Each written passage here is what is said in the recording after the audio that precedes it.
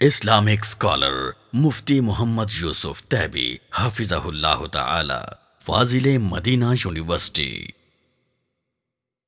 قال اللہ عز وجل من یطع الرسول فقد اطاع اللہ ومن تولى فما ارسلناک علیہم حفیظا۔ جس نے اللہ تعالیٰ کے رسول صلی اللہ علیہ وسلم کی بات مانی اس نے اللہ کی بات مانی، اور جس نے نہیں مانی تو اے نبی ہم نے آپ کو ان کا داروغہ بنا کر نہیں بھیجا کہ آپ نے ضرور منوانی ہے ان کو، نہیں مانتے تو نہ مانے، ان کا حساب اللہ پر ہے، لیکن جس نے آپ کی بات مانی اس نے اللہ کی بات مانی۔ اور یہ بات قرآن حکیم میں نہ بھی ہوتی تو عقل بھی اس کا تقاضا کرتی ہے کہ جب رب ذوالجلال نے اپنے نبی علیہ الصلوۃ والسلام کو بھیجا ہے تو ان کی بات نہ مانی جائے تو ان کے آنے کا کیا فائدہ ہوا؟ ان کے آنے کا فائدہ تب ہے کہ ان کی بات مانی جائے، اور ان کی بات اس لیے مانی جائے گی کہ اللہ تبارک و تعالیٰ نے ان کو بھیجا ہے، تو جب اس وجہ سے مانی جائے گی تو پھر گویا وہ اللہ کی بات مانی جا رہی ہے۔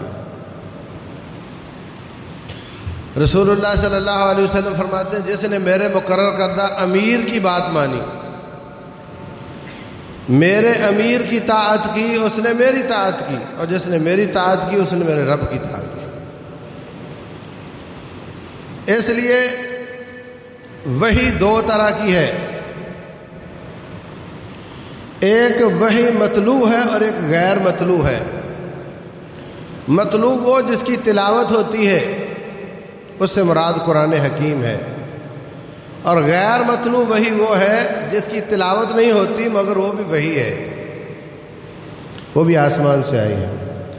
اللہ تعالیٰ کے نازل کردہ سارے احکام قرآن میں نہیں ہیں، کچھ ایسے احکام بھی ہیں جو قرآن میں نہیں مگر وہ اللہ کے احکام ہیں۔ رسول اللہ صلی اللہ علیہ وسلم نے بتائے ہیں، وہی چہرہ انور ہے، وہی زبان مبارک ہے، وہی ہونٹ مبارک ہے، جن سے الفاظ نکلتے ہیں تو وہ فرماتے ہیں یہ قرآن ہے تو وہ قرآن بن جاتا ہے۔ اسی چہرہ انور سے، انہی ہونٹوں سے، اسی زبان سے الفاظ نکلتے ہیں تو فرماتے ہیں یہ قرآن نہیں ہے تو وہ سنت بن جاتی ہے۔ ان پر اعتبار کرتے ہوئے ہی ہم نے قرآن کو قرآن سمجھا ہے۔ کیا خیال ہے؟ ان پر اعتبار کرتے ہوئے ہم نے قرآن کو قرآن سمجھا ہے، اور ان پر ہی اعتبار کرتے ہوئے ہم نے سنت مصطفیٰ کو سمجھا ہے علیہ الصلوۃ والسلام۔ اللہ اس کے رسول کی بات میں فرق نہیں، ذات میں فرق ہے۔ اللہ خالق ہے، رسول مخلوق ہے، اور یہ کوئی تھوڑا سا فرق نہیں ہے،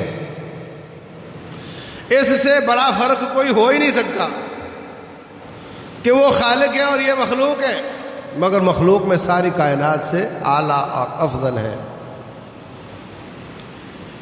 ذات میں فرق ہے، بات میں کوئی فرق نہیں، کیونکہ دونوں اللہ کی بتائی ہوئی باتیں ہیں۔ اللہ کی بات بھی اللہ کی بات ہے، اور میرے مصطفیٰ کی بات جو شریعت سے متعلق ہے وہ بھی اللہ کی بات ہے۔ رسول اللہ صلی اللہ علیہ وسلم نماز پڑھنے لگ گئے بیت المقدس کی طرف، 17 مہینے نماز پڑھی، پھر اللہ فرماتے ہیں قد نرى تقلب وجهك في السماء فلنولينك قبلة ترضاها فول وجهك شطر المسجد الحرام۔ اے نبی آج کے بعد آپ بیت اللہ کی طرف نماز پڑھیں۔ یہودیوں کو پہلے تو آسرا تھا کہ چلو اور باتیں نہیں تو کم از کم ہمارا قبلہ تو دونوں کا ایک ہے نا۔ اب قبلہ تبدیل ہوا تو ان کے ساتھ کسی قسم کی مشابہت بھی ختم ہو گئی، اب ان کی دشمنی بالکل ظاہر ہو گئی۔ کوئی کہتا ہے یہ کوئی تماشا ہے، کبھی ادھر منہ کرو کبھی ادھر منہ کرو، اگر ادھر ہی منہ کرنا تھا تو ادھر کیوں کیا؟ اللہ تبارک و تعالیٰ فرماتے ہیں وما جعلنا القبلة التي كنت عليها الا لنعلم من يتبع الرسول، ہم نے تجھے بیت المقدس کی طرف نماز پڑھنے کا حکم اس لیے دیا تھا اور اب اس طرف منہ کرنے کا حکم اس لیے دیا ہے تاکہ یہ معلوم ہو کہ نبی کی بات کون مانتا ہے۔ اللہ تعالیٰ مومنوں کے طاعت رسول کے پرچے میں نمبر چیک کرنا چاہتا ہے کہ طاعت رسول میں کتنے نمبر لیتے ہیں۔ عقل مانے نہ مانے، بیوی مانے نہ مانے، امام پیشوا مانے نہ مانے، اللہ اس کے رسول صلی اللہ علیہ وسلم کا فرمان ہو، ایتھینٹک ہو، بس پھر کوئی حیل و حجت نہیں۔ ما کان لمؤمن ولا مؤمنۃ اذا قضى الله ورسوله امرا ان يكون لهم الخيرة من امرهم، اللہ اس کے رسول صلی اللہ علیہ وسلم کا حکم آ جائے تو مومن مرد اور عورت کے لیے دو آپشن نہیں رہتے، ایک ہی رہتا ہے کہ ماننا ہے اور ماننا ہے، کوئی اختیار باقی نہیں رہتا۔ ایمان کا تقاضا یہ ہے کہ اب کوئی اختیار باقی نہیں ہے۔ انما قول المؤمنین اذا دعوا الى اللہ ورسولہ، مومنوں کا قول جب ان کو اللہ اس کے رسول کی طرف بلایا جاتا ہے ان یقولوا سمعنا واطعنا، وہ کہتے ہیں مان لیا، سن لیا اور مان لیا، بس تیسری کوئی بات نہیں۔ کسی اور مولوی صاحب سے پوچھ لو، ہو سکتا ہے اس کی مخالفت کرتا ہو، ہاں اتنے لوگوں سے پوچھو یہاں تک کہ تمہیں وہ مل جائے جو تمہاری مرضی کا بتاتا ہے، اتنا پوچھو۔ ہم کئی دفعہ طالب علم 3-4 بیٹھے ہوتے ہیں ایک مجلس میں، ایک کو فون آیا اور تھوڑی دیر بعد ساتھ والے کو آ گیا وہی بندہ وہی سوال، تھوڑی دیر بعد ساتھ والے کو فون آ گیا وہی بندہ وہی سوال، ان کو نہیں معلوم کہ کٹھے بیٹھے ہوئے ہیں۔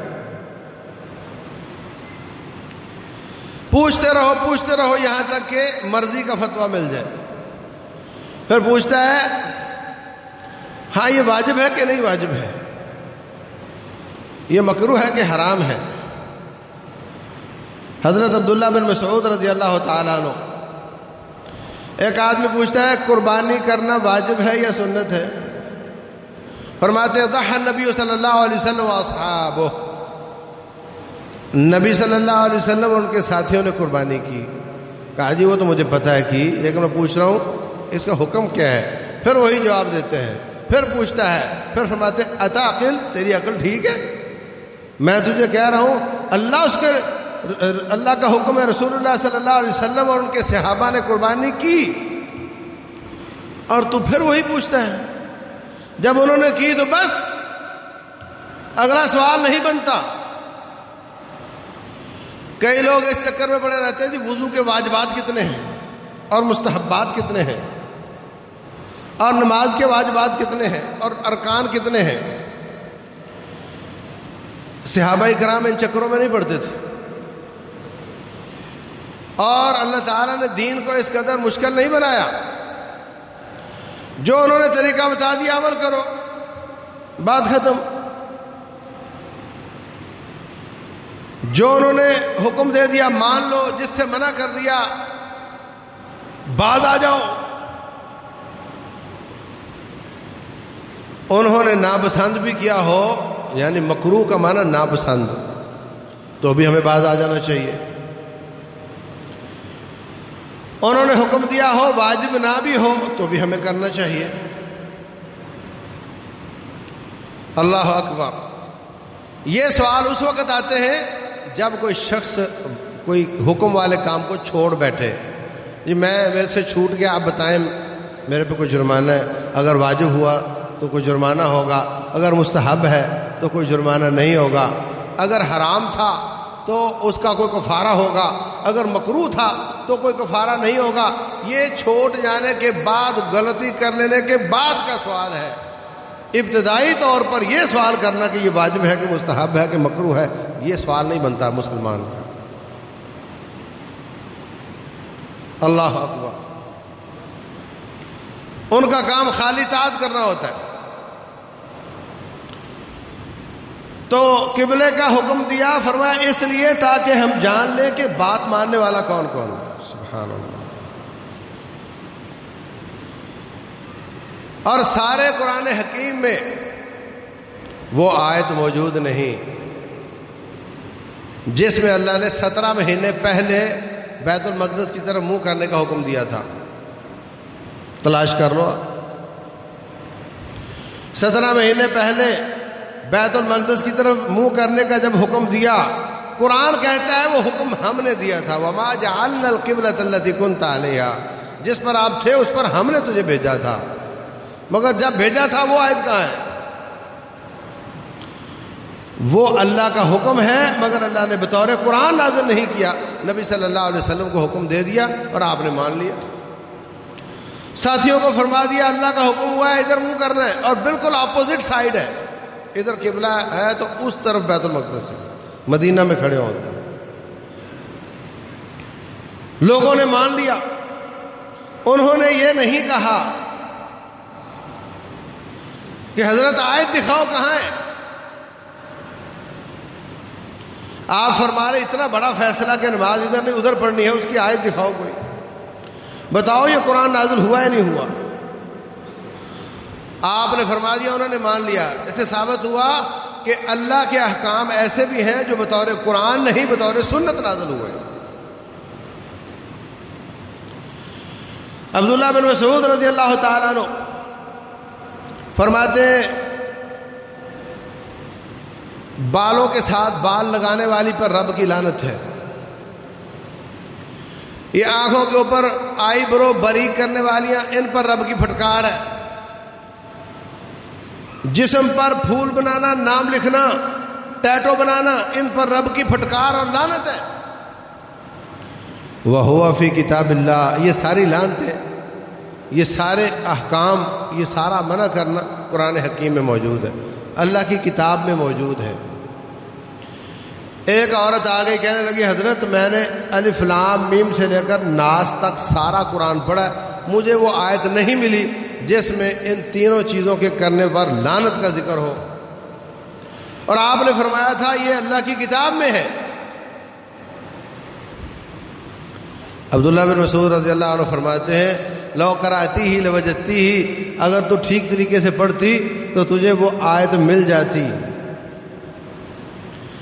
تیرا اس آیت سے گزر نہیں ہوا. ما آتاکم الرسول فخذوہ وما نہاکم عنہ فانتہوا، جو اللہ اس کا رسول دے دیں لے لو، جس سے منع کر دیں باز آ جاؤ. اور جب اللہ کے رسول نے اسے منع کیا ہے تو تم باز آ جاؤ. اور یہ کتاب اللہ ہی ہے، یہی کتاب اللہ ہے، یہی کتاب اللہ ہے.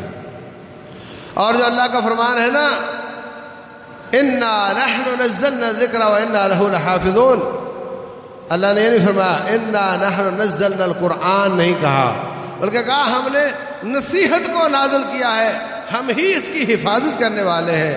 اور قرآن بھی نصیحت ہے، سنت مصطفیٰ بھی نصیحت ہے، اور اللہ نے دونوں کی حفاظت کی ہے. اللہ اکبر. ایک صحابی، اس کا بیٹا دوسرے صحابی کے گھر مزدوری کر رہا ہے. شیطان نے ان سے غلط کام کروا دیا. محلے کے مولوی صاحب نے کہا 100 بکریاں صدقہ کرو تو تیرے بچے کا گناہ دھل جائے گا. اس نے 100 بکریاں دے دی. ایک اور صاحب آیا کہتا ہے یہ تو مسئلہ ہی غلط ہے، 100 بکریوں کا چکر ہی کوئی نہیں. کہتا اچھا. پھر وہ وفد بنا کر رسول اللہ صلی اللہ علیہ وسلم کے پاس آتا ہے.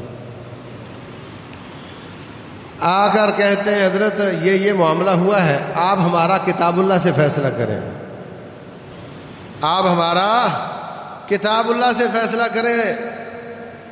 رسول اللہ صلی اللہ علیہ وسلم فرماتے ہیں لَأَقْضِيَنَّ بَيْنَكُمَا بِكِتَابِ اللَّهِ، میں تمہارا فیصلہ کتاب اللہ کے ساتھ کروں گا.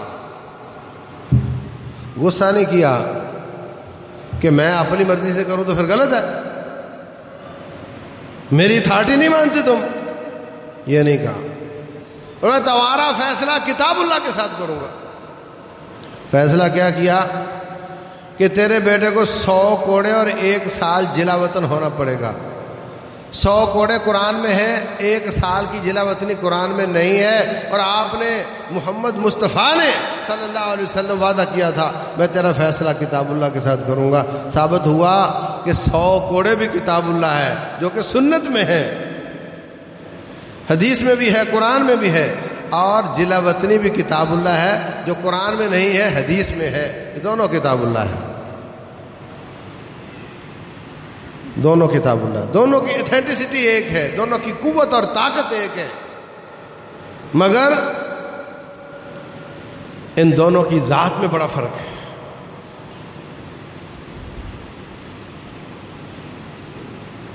دوسری جو عورت ہے وہ چونکہ شادی شدہ ہے، فرمایا جاؤ، حضرت انیس ان کو کہا اگر وہ اعتراف کر لے، گواہ تو ہے نہیں، تو رجم کر دینا۔ وہ گئے، اس نے اعتراف کر لیا، انہوں نے اس کو رجم کر دیا۔ تو میرے عزیز بھائیوں، رسول اللہ صلی اللہ علیہ وسلم کی سنت پر ہمیشہ سے لوگوں نے اپنے تیر آزمائے، ہمیشہ سے آزماتے رہے ہیں، مگر اس زمانے میں میڈیا تیز ہے تو لوگوں کی شرارتیں بھی تیز ہو گئی ہیں۔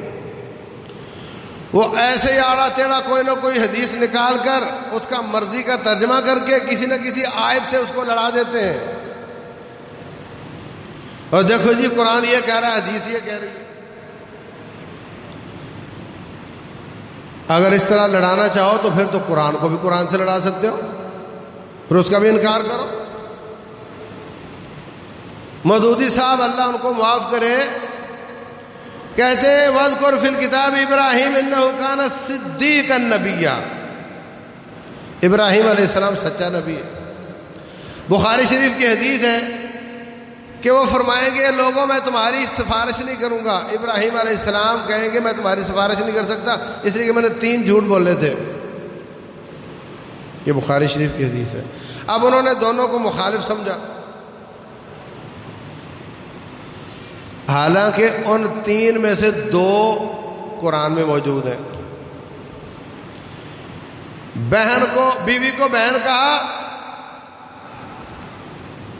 بت کس نے توڑے؟ کہا یہ بڑے بت نے توڑے۔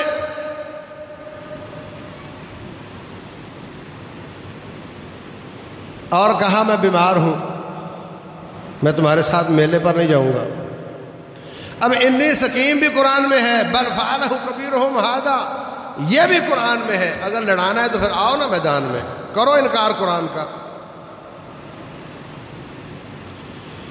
تو نہ قرآن کے خلاف ہے، افلا یتدبرون القرآن، کیا قرآن پر غور نہیں کرتے؟ وَلَوْ كَانَ مِنْ عِنْدِ غَيْرِ اللَّهِ لَوَجَدُوا فِيهِ اخْتِلَافًا كَثِيرًا، اگر یہ قرآن رب کی کلام نہ ہوتی تو اس میں بڑا اختلاف ہوتا۔ قرآن میں کوئی اختلاف نہیں، لا ریب فیہ، اس میں کوئی شک کی بات نہیں۔ نہ قرآن کے خلاف ہے، نہ سنت صحیح سنت کے خلاف ہے، اور نہ قرآن صحیح سنت کے خلاف ہے۔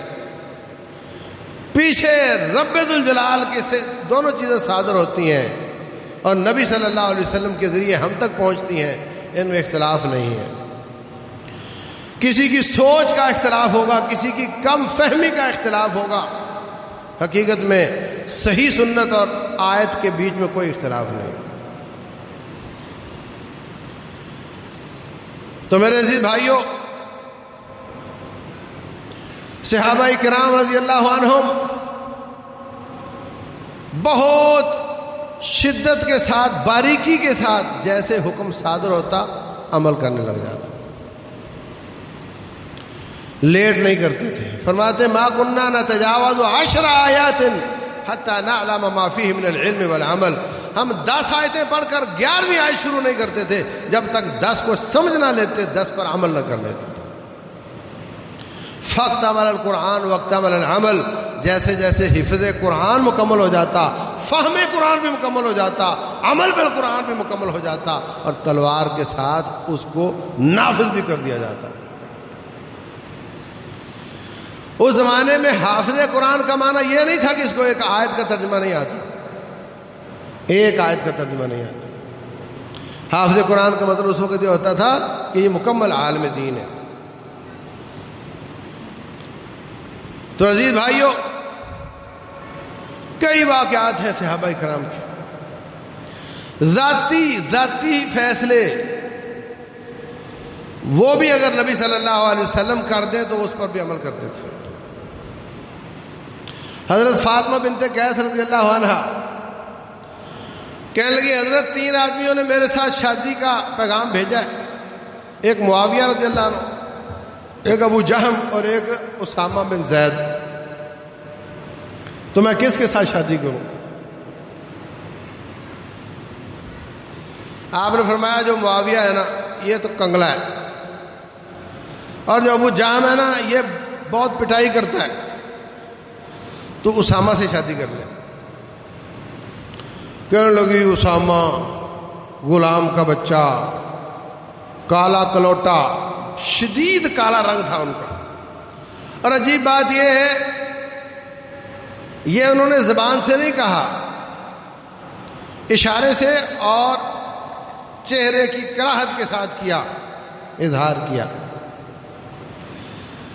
والد ان کا اسامہ بن زید کا، زید نہایت خوبصورت سفید رنگ کا تھا اور بیٹا نہایت کالے رنگ کا تھا، اور نبی صلی اللہ علیہ وسلم کو دونوں سے بڑی محبت تھی۔ جہاں حسن اور حسین نبی صلی اللہ علیہ وسلم کی ایک ران پر کھیلتے تھے، وہاں دوسری ران پر اسامہ بن زید کھیلتے تھے رضی اللہ عنہ۔ آپ نے فرمایا لیکن اللہ اس کے رسول کی طاعت تیرے لیے زیادہ بہتر ہے۔ کہنے لگی اچھا تو ٹھیک ہے۔ فرماتی ہیں میں نے شادی کر لی اسامہ سے، ہمارا ایسا اچھا رشتہ چلا کہ لوگ ہماری مثالیں دیتے تھے اور لوگ ہم پہ رشک کرتے تھے۔ اللہ اکبر۔ حضرت زینب بنت جحش ام المومنین رضی اللہ عنہ، آپ نے ان کا رشتہ مانگ لیا زید کے لیے جو آپ کا بیٹا بنا ہوا تھا، اسی اسامہ کا والد۔ کہنے لگی غلام ہے، میرا نسب قریشی ہاشمی، یہ غلام ہے۔ آپ نے فرمایا بلا کیوں نہیں، شادی کرنی ہے تو نے؟ تو کہنے لگی ٹھیک۔ طاعت کی، فرما برداری کی، اس طاعت کی برکت سے اللہ تعالیٰ نے اس کے بعد ان کی شادی خود رسول اللہ سے کروا دی صلی اللہ علیہ وسلم۔ ذاتی باتیں بھی جو جس میں آپ کو اختیار ہے، وہاں بھی وہ اپنا اختیار نبی صلی اللہ علیہ وسلم کو دے دیتے، اتنا اس قدر طاعت اور فرما برداری کرتے ہیں۔ بھوک لگی ہوئی ہے، شدید بھوک ہے، پیٹ پہ پتھر باندھا ہوا ہے، حالت خراب ہے۔ ابو ہریرہ رضی اللہ تعالیٰ عنہ کہتے میری حالت دیکھ کر نبی صلی اللہ علیہ وسلم نے مجھے بلایا، میرے ساتھ آ۔ میں پیچھے چل پڑا، اپنے گھر لے گئے۔ کسی نے ایک پیالہ دودھ کا بھیجا ہوا تھا، بڑا دیکھ کر مجھے خوشی ہوئی کہ واہ بھائی واہ، پیالہ دودھ کا پیوں گا آج، مزہ آ جائے گا۔ شدید بھوک، اگر آپ کو روزہ لگا ہوا ہو تو آپ کو کیفیت یاد ہوگی، مگر اس بیچارے کو پتہ نہیں 3 دن سے کھانا نہیں ملا، مگر آپ کی چوکھٹ نہیں چھوڑتے تھے۔ ایسا نہ ہو کہ آپ تشریف لائیں، نئی وحی کوئی نازل ہوئی ہو اور آپ کوئی بات بتائیں اور میں نہ سن سکوں، ایسا نہیں ہو۔ فرمایا ابو ہریرہ جا صفے کے طالب علم سارے بلا لیں۔ اب یہ طاعت آسان ہے، یہ فرما برداری آسان ہے؟ کہتے میں نے دل میں کہا، مجھے یہ بات بڑی بری لگی کہ یار آپ وہ سب پئیں گے تو میرے لیے کیا بچے گا، مگر نبی کی فرما برداری کے بغیر چارہ نہیں تھا علیہ الصلوۃ والسلام۔ میں گیا، میں نے سب کو بلایا، پھر بھی ایک آپشن تھا کہ ابو ہریرہ آپ پی لو، اگر بچ گیا تو یہ پی لیں گے۔ کہا نہیں، ان سے شروع کرو، سب کو پلاؤ۔ اب میرے دل میں آیا کہ دیکھو کیا بنتا ہے، کچھ نہ ملے تو صبر آسان ہوتا ہے، ملے بھی اور وہ بھی آپ کسی اور کو پلا رہے ہو اور خود بھی 2-3 دن سے بھوکے ہو، یہ طاعت تھوڑی مشکل ہوتی ہے۔ اور میں نے سب کو پلایا، سب سیر ہو گئے، پھر فرمایا آپ پیو، میں نے پینا شروع کیا، بچا کر رکھ دیا کہ آپ پی لیں، فرمایا نہیں اور پیو، میں نے اور پیا، فرمایا اور پیو، میں نے اور پیا، کہنے لگا حضرت اب تو یہاں تک آ گیا، کوئی گنجائش نہیں ہے۔ پھر آپ نے پکڑا اور خود تناول فرمایا تو پیالہ ختم ہوا۔ سبحان اللہ، یہ ہے پیر، سب کو پلا کر پیتا ہے، اور یہ ہے فرما برداری کی برکات۔ اللہ اکبر۔ خیبر کا موقع ہے، صحابہ کرام کو، مجاہدین کو بھوک لگی ہوئی ہے، انہوں نے اس وقت گدھے حلال تھے، گدھے ذبح کیے، ہنڈیاں چڑھا دی، خوشبو آ رہی ہے گوشت کی، بھوک شدید لگی ہوئی ہے۔ ادھر سے رب ذوالجلال کا حکم آ گیا، گدھا حرام ہے۔ ایک آدمی نے کھڑے ہو کر اعلان کر دیا، لوگوں ان اللہ و رسولہ یحرمان الخمر یحرمان خمر الاہلیہ، اللہ اس کے رسول نے شراب بھی حرام کی ہے اور گدھے کا گوشت بھی حرام کر دیا ہے، اور فرمایا چلو فوراً حکم دیا ساری دیگیں الٹا دو۔ شدید بھوک ہو، گوشت پکا ہوا ہو تو تعویل کرنے کو دل چاہتا ہے نا کہ چلو آج چلو اس دفعہ چھوڑ دو، اگلی والی شروع کریں گے، کل سے نماز شروع کریں گے۔ اب کی بار پتہ نہیں اس آدمی کو صحیح سمجھ آیا بھی نہیں آیا جو ہمیں بتانے کے لیے آیا ہے، اب کی بار کھا لو بعد میں کریں گے۔ فوری طور پر گوشت کو الٹا دیا گیا۔ اللہ اکبر۔ حضرت انس بن مالک رضی اللہ تعالیٰ عنہ فرماتے ہیں،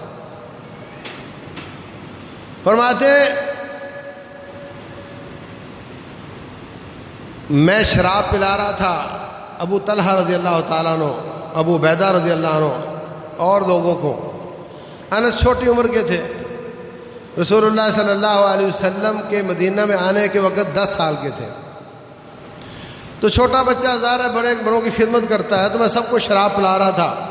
اچانک ایک آدمی کھڑا ہوا، کہتا لوگوں اللہ اس کے رسول نے شراب کو حرام کر دیا ہے۔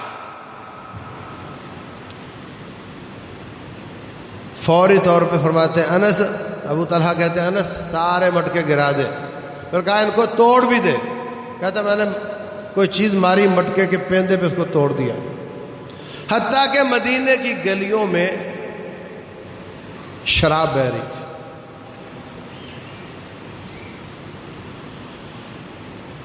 انسان کہتا ہے جی اس وقت میرے نشہ چڑھا ہوا تھا، میں نے اور پی لی، مجھے سمجھ نہیں آئی، ہاں آئندہ نہیں پیوں گا۔ بالکل نہیں، کوئی تعویل کی گنجائش نہیں، جب آپ نے فرما دیا ہے تو بس ہاتھ کھڑے ہیں، اب کوئی گنجائش نہیں، جو حکم ہو گیا وہ کرنا ہے، جس سے منع کر دیا اس سے رکنا ہے، کوئی گنجائش نہیں۔ رسول اللہ صلی اللہ علیہ وسلم خطبہ جمعہ ارشاد فرما رہے، لوگ کھڑے ہیں، فرمایا بیٹھ جاؤ۔ عبداللہ بن مسعود آ رہے تھے، ابھی جوتیوں والی جگہ پر تھے، پیچھے دروازے پہ وہیں بیٹھ گئے، وہیں سارا خطبہ سن لیا۔ ہاں انہوں نے جب آپ نے بیٹھے ہوئے دیکھا تو فرمایا عبداللہ آپ آگے آ جاؤ۔ وہ طاعت کرتے ہوئے ایک قدم آگے نہیں بڑھے، حکم ہو گیا بس وہیں بیٹھ گئے۔ عبداللہ بن رواحہ رضی اللہ عنہ تھے، غالباً وہ بازار میں تھے، جب انہوں نے بات سنی بیٹھ جاؤ، وہ وہیں بیٹھ گئے، وہ آگے نہیں بڑھے۔ یہ ان کا جذبہ اطاعت تھا۔ احزاب کے موقع پر شدید سردی تھی، مدینہ کی سردی آپ کے لاہور سے کم نہیں ہوتی، تبوک سے برفانی ہوائیں آتی ہیں، شدید سردی ہے، خندق کے اس پار دشمن بیٹھے ہوئے ہیں، ادھر مسلمان بیٹھے ہوئے۔ فرمایا رات ٹھٹھر تھی، رات میں کون جائے گا خندق پار کرے گا اور دشمن کی جاسوسی کر کے مجھے بتائے گا؟ کوئی نہیں بولا، اتنی شدید سردی ہے اور پہننے کے لیے پورے کپڑے نہیں ہیں، کوئی نہیں بولا. کمال طاعت کا جذبہ ہونے کے باوجود کوئی نہیں بولا. فرمایا کون جائے گا مجھے وہاں سے خبر لا کر دے گا؟ پھر کوئی نہیں بولا. تیسری بار فرمایا حذیفہ اٹھو، جاؤ جا کر خبر لے کرو. کہتے اب تو مجھے جانا ہی پڑنا تھا. میں گیا. فرمایا خبر لانی ہے، ان کو ہمارے خلاف ابھارنا نہیں ہے. خندق کراس کی تو ان کے پہرے دار نے کہا جی ادھر سے کوئی بندہ آ گیا، اپنے گروپ میں چیک کرو کس کے گروپ میں بندہ زیادہ ہے. تو جس گروپ میں جا کر بیٹھے اندھیرا تھا، رات کا وقت تھا، فوراً کہتے ہیں تیرا کیا نام ہے اور تیرا کیا نام ہے. بجائے اس کے کہ وہ پوچھے، خود ہی نام پوچھنا شروع کر دیا، خود ہی رپورٹ دے دی ادھر کوئی نہیں آیا. اور اس کے بعد فرماتے میں نے تیر کو کمان پر رکھ لیا تھا، سامنے میرے ان کا سالار لشکر ابو معاویہ بن ابی سفیان اس وقت کفر پر تھے، وہ بیٹھے ہوئے. اتنا میں قریب تھا کہ تیر لازمی 100% ان کی گردن کو کراس کرتا ہوا نکل جاتا، لیکن نبی صلی اللہ علیہ وسلم نے فرمایا تھا ان کو ہمارے خلاف ابھارنا نہیں. یہ طاعت بڑی مشکل ہوتی ہے. نوجوان کہتا ہے میں گھر سے جہاد کے لیے آیا ہوں اور امیر مجھے جہاد سے روک رہا ہے. یہ تلواریں اور تیر کس کام کے؟ میں دشمن پر قابو پا چکا، سامنے دشمن ہے، تیر پہ ہدف لگے گا، اور یہ کہہ رہے ہیں مت مارو. یہ جہاد کا امیر ہے یا منع کرنے کا امیر ہے؟ عجیب امیر ہے، ان کو سمجھ نہیں آتی. کہتے ہیں مت لڑو، گھر سے کیا کرنے آئے تو؟ ہمارے لڑکے یہ کہہ سکتے ہیں، لیکن نبی صلی اللہ علیہ وسلم کے ساتھی حکم دیا جتنا کام کرنا ہے اتنا ہی کرنا ہے، اس سے زیادہ نہیں کرنا. واپس آ گئے. فرمایا آپ صلی اللہ علیہ وسلم نے اپنی کندھے سے چادر اتار کر مجھے دی، اور مجھے اتنی اس میں گرمی محسوس ہوئی، میں سو گیا. صبح تک سوتا رہا، صبح مجھے انہوں نے خود اٹھایا. تو میرے عزیز بھائیوں، اس طریقے سے ان کی طاعت اور فرما برداری ہوتی تھی. ہر بات میں وہ آپ سے پوچھ کر چلتے اور آپ کی بات کو مانتے تھے. واضح قسم کا حکم تو دور کی بات ہے، آپ کے ماتھے کے تیور ان سے برداشت نہیں ہوتے تھے. ایک آدمی نے ڈبل سٹوری منزل گھر بنا لیا، کسی سے پوچھتا ہے نبی صلی اللہ علیہ وسلم تھوڑا گھٹے گھٹے نظر آئے مجھے. کہا ہاں وہ تیرا مکان دیکھ کر پریشان تھے، جا کر گرا دیا اس کو. ایک آدمی نے انگوٹھی پہنی ہوئی تھی سونے کی، فرمایا یہ اتار دے، مرد کے لیے جائز نہیں. پھینک دی. کسی نے کہا چلو کسی اور کو دے دو، تم نہ پہنو. کہا نہیں. انہوں نے فرما دیا پھینک دو تو بس میں اب اس کو ہاتھ نہیں لگاؤں گا. جیسے آپ کا حکم سنا، مانتے چلے گئے.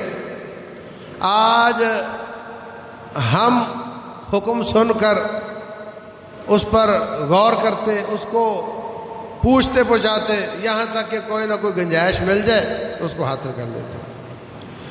رسول اللہ صلی اللہ علیہ وسلم نے فرمایا، عبداللہ بن عمر رضی اللہ عنہ کہتے ہیں مجھے آپ نے ایک قبطی جوڑا دیا، میں نے وہ جوڑا پہنا، ٹخنوں سے نیچے تھا. آپ نے فرمایا جتنا حصہ نیچے جا رہا ہے یہ آگ میں جائے گا. اوپر کر لیا. یہ نہیں کہا نہیں میں تکبر نہیں کرتا، وہ تو صحابہ تھے نا، نعوذ باللہ وہ کرتے ہوں گے، میں نہیں کرتا. تیرے پاس تکبر کا کوئی آلہ ہے جو تم نے چیک کیا ہے؟ حکم ہو گیا، بات ختم. منع کر دیا، بات ختم. واضح قسم کے احکام ہیں. عورتیں اپنے جسم کو ڈھانپ کر رکھیں اور یہ شلوار اوپر رکھتی ہیں. مردوں کو کہا تم اوپر رکھو، یہ نیچے رکھتے ہیں. ضد بنائی ہوئی ہے اپنے نبی علیہ الصلوۃ والسلام کے ساتھ، اور صدقے واری بڑھے جاتے ہیں. تو بھائیوں، قربانی کا فلسفہ یہ ہے، بکرا ذبح کرنے سے بات نہیں بنے گی. اپنی خواہشات کی قربانی کرو، اپنی ترجیحات کی قربانی کرو. اللہ اس کے رسول کی بات مانو، حکم ہو جائے ایتھینٹک ہے یہ چیک کر لو، یہ آپ کا حق ہے۔ جب پتہ چل جائے کہ واقعتاً آپ کا حکم ہے تو مان لو، پتہ چل جائے واقعتاً آپ نے منع کیا تو باز آ جاؤ، پھر کوئی گنجائش نہیں۔ اور یاد رکھو اللہ اس کے رسول صلی اللہ علیہ وسلم کبھی ایسے کام کا حکم نہیں دیتے جو تیرے لیے نقصان دہ ہو، کبھی ایسی چیز سے منع نہیں کرتے جو تیرے فائدے کی ہو۔ جب بھی منع کریں گے تیرا ایمان ہونا چاہیے، جب بھی منع کریں گے وہ تیرے نقصان کی چیز ہوگی، جب بھی حکم دیں گے تیرے فائدے کی چیز ہوگی، دنیاوی حساب سے بھی اور آخرت کے حساب سے بھی۔ اب آپ دیکھ لو شلواریں نیچے رکھنا، اس پر اتنی شدت ہے، فرمایا نہ اللہ اس کو دیکھے گا نہ اس سے بات کرے گا، اس کو دردناک عذاب دے گا جو شلوار نیچے رکھتا ہے، پتلون نیچے کرتا ہے۔ یہ بھی بخاری کی روایت ہے۔ دوسری بھی بخاری کی روایت ہے کہ اس کو جتنا حصہ ٹخنوں سے نیچے ہوگا وہ آگ میں ہوگا، اور اوپر رکھو تو یہ ٹانگیں اس پر سورج لگے تو وائٹامن ڈی حاصل ہوتا ہے، دنیاوی فائدہ بھی ہے، آخرت کا فائدہ بھی ہے۔ عورت کو عورت کی نسوانیت سے وائٹامن ڈی ملتا ہے اور مرد کو دھوپ سے ملتا ہے، اس لیے اس کو ڈھانپنے کا حکم دیا، اس کو پنڈلی اوپر کرنے کا حکم دیا، شلوار اوپر کرنے کا حکم دیا۔ اور نہ جانے قیامت تک کتنے فائدے سائنسدان حاصل کرتے رہیں گے، لیکن ہمارا ایمان ہونا چاہیے کہ ان کے حکم میں کوئی شر کا پہلو نہیں ہے، اور جس سے انہوں نے منع کر دیا وہ شر ہی شر ہے، اس میں ہمارے لیے خیر نہیں ہے۔ اس ایمان کے ساتھ ان کی بات مانتے چلے جاؤ، یہ ہے قربانی کا فلسفہ۔ اللہ تبارک و تعالی عمل کی توفیق دے۔ وما علینا الا